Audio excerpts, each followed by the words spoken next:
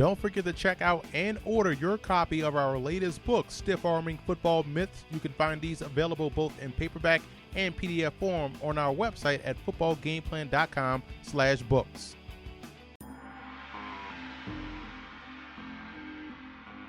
Welcome to Football Game Plans Talking with TD. I'm your host, Teron Davenport. Okay, we are going to bring you another edition of Talking with TD. I'm going to keep these wide receivers going. My favorite position. I played the position. This is one of my favorite prospects in this whole draft class.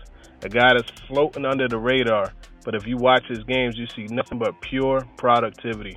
We're going to bring in Kansas State wide receiver Tyler Lockett. Tyler, how's it going, man? Good. How you doing?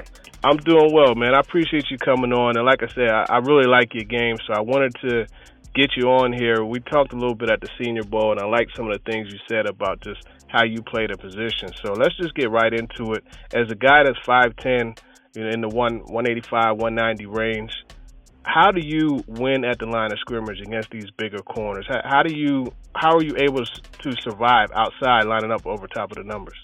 The thing about when you go against a lot of the bigger corners, you got to deal with them being a lot more physical, because they might not be real good at the hips whenever you start getting real long and tall receivers. And so one of the things that I try to do is stick to my craft, and, I work on my craft every day. I try to master it. So I stick to the strengths. And so some of the things that I do is, since I'm so quick, I got to be able to make sure you don't get any hands on me. So I got to put you in my game. I got to be able to let the game fit my element. So it's me running away from you. It's me being able to stutter and go, or it's me being able to put you in situations to where they got to kind of depend on their weaknesses to be able to try to defend me, because I'm putting them in situations where it's hard for them to be able to get in and out of their breaks and stuff like that, because I'm using my quickness and my speed to my strengths. I think your stop and go ability is elite. I did a breakdown on you, and it was the game last year against TCU, and you had a stop and go route against a guy that a lot of people liked last year coming out, and that's Jason Verrett, and he was completely out of the screen by the time you were able to get going again, and it was a touchdown. I think that was a great play. Then just looking at the Senior Bowl, I remember there was a red zone play. It was during one-on-ones in the red zone, and you left a corner just out there, and you ran the slant route. So what is it about your quickness? Like, how did you develop those type of quicks to be able to do what you're able to do at the line of scrimmage? The thing that my dad always taught me was, to be able to be a great receiver, especially making it to the league and playing a long time, you got to be able to be a great route runner, because, you can watch the league and you see a lot of people who don't really run routes really well, but they still get open, they still catch the ball, stuff like that. But he was like, they don't play very long because everybody is good. And so he was like, the thing about it is, if you can run routes really well, which, he would bring up West Lockett, then he would be like, you'll be able to stay in the league, for a very long time. And so some of the things that I started working on at Kansas State was just being able to be an efficient route runner, just being able to get open, regardless of if it was man-to-man, or if they put a safety over the top like two-man, or if they double-team me, I would still try to put myself in positions to where I knew how to get open. So I love being able to strategize. And so even whenever I do stuff like the stutter and go, or a comeback and go, or stop and go, or whatever it is, the little slant and go, you want everything to look the same. But in some ways, whenever you're about to do a double move, you want them to be able to bite it. So you want somebody to take the cheese. And the way to make somebody take the cheese is you got to make it look real. So, sometimes it's like, I might compare it to basketball and saying if I'm coming down on the dribble and I want a crossover, I got to give you hesitation and make you think I'm going to try to go past you. And as soon as you think I'm going to go past you, then I do the crossover. Or I got to make it look like I'm about to cross over, and as soon as, I bait you for the crossover, I just give you a hesitation and go by it. And so it's the same with football. Just if I'm going to run a comeback, I have to make it all look real, and I have to make it look like, he messed up, because DBs are taught to look at certain things, and so when you put yourself in a position where it's like, that looks real, as soon as they bite, then it's like, I got you. You click the cheese, and now I'm able to get open. And so that's one of the things that I try to do with a lot of things, is just try to learn how to set people up. And sometimes you can do it, and the very first time you run a route, or sometimes I see how people guard me the whole entire game, and I see how I ran a route. I remember how I ran a route the first time. So then when I get it again later on in the game, I might run it the same exact way to get you to bite, to take the cheese. And as soon as they take the cheese, then that's whenever I got them. I like that. And you mentioned your father. He held the records until you broke them, as you mentioned, on game records. So that was a really good influence, I'm sure. And I know one of the things that he told you was just about the importance of being able to play multiple positions. Again, I mentioned your ability to play outside the numbers. You mentioned Wes Welker as a guy that you've watched, and obviously he's one of the real slot receivers that excels at that position, and you could play there. But let's also talk about another area where you could excel, and that's an area where you led the nation in punt returns last year. So let's talk about your return game. What do you bring to the table in that regards? I mean, I just think I bring, just a lot of versatility to the table. You looked at me, like you said, with inside receiver, outside receiver, and also return man. Just because, I played kickoff return for 4 years. This past year, I was able to play punt return and, showcase my abilities and even show myself what I'm capable of when I'm back there and just comfortable back there. So, I mean, I still think I have a long ways to go when it comes to, me at punt return, but I saw how well I was able to handle being back there, whenever, the pressure was probably on you, or when you had to make a play for your team because the offense wasn't going. I saw, how, fun it was to be back there, to be able to make plays and put our offense down to a closer situation of being on the opponent's side of the field rather than us being on our side of the field. And so I look at special teams like it's just another way to be able to have the ball in your hands, to make an opportunity for the team. Because if they try to shut you down at receiver, or, we're not able to get the ball thrown to me, they still got to punt it to me, or they still got to kick it off to me. And so it's just a way in which you can have the ball in your hands, 3-and-1, instead of just having it at receiver. That makes sense. Another thing that I always talk about when I talk about you as a prospect is 5'10", 6 feet, whatever range you are. What I see is a guy who plays more like a 6'2", 6'3 receiver because of your ability to attack the ball and how you time your jumps. There's countless times that you've made catches on the sideline where you went up and snatched the ball out the air, high pointed it like a wide receiver is supposed to. So can you just talk about the importance of being able to time your jumps and being able to go up and get the ball in the crowd? Yeah, one of the things that Coach Andre Compliment, at our receiver coach from Kansas State, would always emphasize is being able to high point every thrown ball, because, a lot of times we might run a go route and we might do something in which, he might beat the DB, and, the quarterback might underthrow us, and sometimes you have receivers just waiting for it to come down, and you let the DB come back in and, play it. And, one of the things our coach would say is, even if he underthrows you, if you stop and jump for the ball, even if you don't catch it, most likely you're going to pull out an interception. You're going to pull out a pass interference. Mm-hmm. Because when you attack the ball and the DB doesn't see it, the only thing they can do is try to play it. And a lot of times it ends up being pass interference. Or, it's just little things like that to where it's like, he was like, if you always hop point it, there's a chance it could be pass interference. But if you wait for it to come down, you allow the DB to come back into the play. And so, there'll be times when, we will be at practice and, he'll just yell at everybody if you're not high pointing the ball. Just because, like I said, if you open up your chest to the DB when he's trying to catch up, he's just going to push you all the way out of bounds if you're running a go route. But sometimes, it's good to high point it. Sometimes, you don't have to because you stack them. But, at the same time, you got to be able to sacrifice your body too. Like, I ran a post against OU, and you see a free safety coming, but, sometimes you got to sacrifice and go out there and make the catch.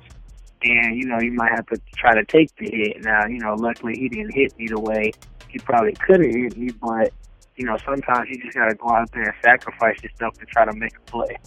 Yeah, and that's another thing that I like about you. And they can measure height, weight, they can measure speed, but they can't measure heart. And that right there is an example of the heart that you bring to the field. So I love how you mentioned that. Just to digress a little bit back to the high school days, the speed is there. You were a guy, a 10.8 in the 100, 21.9 in the 200. You also played basketball, so the speed's there. 4.4, you tested at the combine. Can you just talk about just how you have to be able to transfer that speed onto the field and how you're able to play fast? Yeah, I mean, I think one of the best comments that, I got from, I can't even remember what coach, but when I was talking to him, they were telling me, you ran a 4.4 at the combine. They was like, whenever you watch me do my workouts and stuff, they was like, you play like you run a 4.4. Because you see a lot of times, you see people who can run 4.2s, 4.3s, but they don't play like that on the field. As far as like, they don't run routes like that. Mm-hmm. They'll run routes running at 4.2 and then getting out of their breaks. And he was like, you run a 4.4, but you run your routes like a 4.4. So I make everything look the same. And so that's one of the things that they were really happy about, because they was like, you transition what you really run your 40 in on the field to where people see every time you run, you're threatening them, and then all of a sudden you come out real fast, and not too many people can run full speed and be able to stop and come out of their breaks. And so that was one of the things that, the coaches really emphasized. And, whenever you come out of high school, it's like, you might be able to get away with a lot of juking back and stuff like that. But, when you get to college, what you realize is the game is a lot faster. And, you got to learn how to make a move and just go. And so that's one of the things I had to realize, when I was in college is you can't back juke. And sometimes you get lucky, being able to cut across the field and stuff like that. But for the most part, it was more like, you just got to make a move, get the extra yards, get down. Or, at punt return, it was, you make a move, you beat the first wave, you stick with it, and you just run. Don't try to juke everybody, because then everybody going to catch up because everybody's fast. And so now when you look from transitioning from high school to college and from college to the NFL, I mean, it only gets faster because you got DNs who can run 4.5s. You got tackles who can run, defensive tackles who run 4.7, stuff like that. To where, once you catch the ball, it's all about just going, making a move and go. You can't just sit there and try to dance, because as soon as you start dancing, the DN, who was like 2 feet from the quarterback, could be right there making a tackle as soon as you catch the ball. And then also along the lines of that speed part of things, your uncle Aaron Lockett, he's the record holder at your school in the 60-meter dash. So the bloodline's there 100%. Just another thing that I like about watching your film is we get to see you go against NFL caliber DBs in the Big 12, whether it be Justin Gilbert or, as we mentioned, Jason Verrett. You got his name slipped my mind. Aaron Colvin, also out of Oklahoma. So you got the opportunity to go against some top corners and really hold your own. So that's another thing I like. As far as the experience that you had at Game Changers, with Funchess and Kevin White and Crowder, how was that experience? What was it like to be on a spotlight like that with some of the other top receivers in this draft class? I mean, it was a great experience. We was able to go out there, learn from Steve Mariucci and Michael Irvin. Michael Irvin's a real physical receiver, so he was teaching us a lot of the stuff as far as being physical, and he was telling me and Crowder, use your God-given ability. So, we real quick and, stuff like that. He was like, do that. He was like, your job is not to let the DB touch you, because that's what DBs like to do nowadays, is touch you and hold you and grab you. And he was like, you guys are so quick to where if he missed, now you put the person in a bind. And so he was just telling us, to be able to use the quickness and stuff that guys given us. And, even after, in the midst of doing all of those things, just being able to be around those guys, I mean, it was pretty cool. We all had the same goal, which is to make it to the NFL. So, I kind of look at it like we're like a frat, kind of, because everybody, is trying to do the same thing. and nobody's like, being selfish about it or just trying to go out there and get theirs. It was just like we all been talking as if we knew each other, before college or even during college. We all exchanged numbers afterwards, talking as if, like I said, we already knew each other. And I mean, I might tweet something and then Devin Funchess, tweets back, or, I might have texted Crowder and was like, hey, good luck at your pro day and stuff like that. But it's just relationships that you build because, normally you wouldn't be able to meet, a lot of people like this except if y'all was both trying to, chase after the same goal, which we are. So you get to meet a lot of the other top guys in your positions to be able to, create those relationships that, you can possibly keep even after football's over. I'm sure it was quite an experience, being able to work out with those guys. And one of the things that interests me was Coach Mooch. He asked you the question, what corner are you looking forward to go against? And you pulled no punches. You mentioned Richard Sherman. So let's fast forward. Let's say the 49ers draft you, and they line you up outside, and Richard Sherman's there. Your route is a no, you know what? Sherman does really well guarding at the 9 route. So let's say your route is the 9 route, and Sherman comes over. He's up there in your chaps. How do you beat him? I just gotta stick to what I do best. So, just watching him. I mean, sometimes he doesn't. Sometimes he just mirrors you. He might not put his hands on you. He mirrors you, and I mean the thing about what makes him so great at guarding the 9 route is he used to be a receiver, right? And so I think that's what makes DB so deadly is when they have great ball skills from already being a receiver. All you got to do is teach a receiver how to have great hips, and once they do that, they become a shutdown corner. And so one of the things that I had to do is just go into my bag of tricks or whatever the coaches allow me to do when I run a go route, and to be able to use it and just put him in a bind, So if I got to run and pass him and try to stack him to where he's behind me, then, I can do that. Let the quarterback throw it out there so I can use my speed and go get it. I mean, it's just stuff where, if I got to do a little stutter to get him to stop and then go. I mean, it's just one of those things in which, I would have to watch film on it. But, I would just have to see what move puts me in the best situation to be able to go out there and make the play.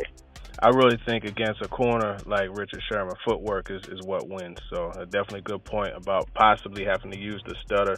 He's a guy 6'1", 200 pounds, long arms, but he's somebody that if you could get him to stop, have to start back up again, that's your opportunity to beat him. So that's definitely a good point. Before we let you go, you had tweeted earlier today 9 more days. I know the countdown is here.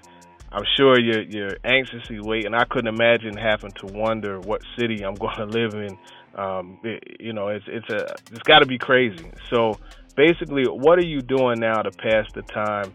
Are there any particular teams that are showing more interest? And what's the feedback you're getting as far as where you think you'll end up going round-wise? I projected you as a high to late second round draft pick, but that's only my projection. So what are you getting feedback-wise, and what particular teams are you getting a lot of interest from? I mean, I haven't really, asked around too much. My agent told me, probably a couple weeks ago, you'll probably go second round, if not second round, then maybe third round. But I mean, you just never know whenever you look at the teams and you look at a lot of the things that the teams grade you on, because, teams' grades aren't, the same as analyst grades. Right. Sometimes analysts only break down 5 games. But, one of the things that I learned is, when you go visit teams and when teams look at you, they see every single play. They see every single target that you had. They can see every single block. They can see every single thing to where they can thoroughly scout you to be able to say, okay, well, I get this kid a B grade or I get this kid an A grade. And so, a lot of teams' grades are going to be way different than analysts, which that's why sometimes we have shockers when it comes to the draft, and they say, whoa, I didn't see this kid going first round. But, that's why teams see things that analysts don't see. Because, one of the things somebody had told me was, if analysts knew all of this stuff about who should get drafted when and who should go and stuff like that, then they would have been on the team. Right. to be able to scout and stuff. So, even people who work up there, when they will come talk to us, they'll say, don't listen to the mock draft or a lot of stuff for what analysts say, because they just got to say stuff to be able to keep people reading their stuff and looking at their stuff. And so, for me, it's like even, talking to teams like, I probably had a lot of interest from teams, but one of the things my dad told me and my uncle told me was, you'll have a lot of teams who hadn't even talked to you, but they really want you. And, it's teams to where it's like they might know everything about you. And, I always use it like comparing it to a guy trying to talk to a girl. Because if I told, all the guys who I was about to try to talk to, then everybody might try to talk to her. But if I decide to keep it on the low and not tell anybody who I'm trying to talk to, right when they see I finally got her, that's when everybody will know that I wanted her the whole time. And so, that's how it is with teams too. You have teams who show you a lot of interest, but they don't even draft you. And then you have teams who, because once everybody finds out that a certain team likes you, everybody starts trying to figure out, well, when do we switch picks? And this the only way we can get this kid. But, if a team just keeps it on the DL the whole time, and then all of a sudden they say, oh, well, this team drafted him. Like, that's what happened to Quincy Morgan that went to K-State. I think they said Cleveland never talked to him at all, and then they drafted him. And, my uncle said the same thing. So, it's just, and then my dad was like, the Chiefs did a private workout with him, and it was out of him and another receiver. And they said that my dad separated himself from the other receiver at this private workout. So it would just be stuff like that to where it's just like, you just never know until you hear Roger Goodell or whoever they have on the mic saying this team selected Tyler Lockett. You won't know. That's the only way it'll be solidified is when they say out loud who picked who. Well, there's one thing I definitely do know. Whatever team does call your name, they're getting a NFL-ready wide receiver. They're getting a guy that's going to impact the game offensively and, as we talked about, flipping the field on punt and kick return. So I appreciate you coming on, man. Like I said, big fan of your game. Love watching you play. It's fun watching you play because of some of the things that you're able to do on the field. So I wish you the best wherever you go. I know that you're going to go in and do your thing. And, hey, man, if it's the Ravens, I'll see you at minicamp. So we'll see what happens. So I appreciate you coming on, man. No problem. Thanks for having me. All right, man. Looking forward to seeing you again. Yes, sir. Take care. All right. That wraps up this edition of Talking with TD. Be sure to check out all of my interview segments at footballgameplan.com/talkingwithtd.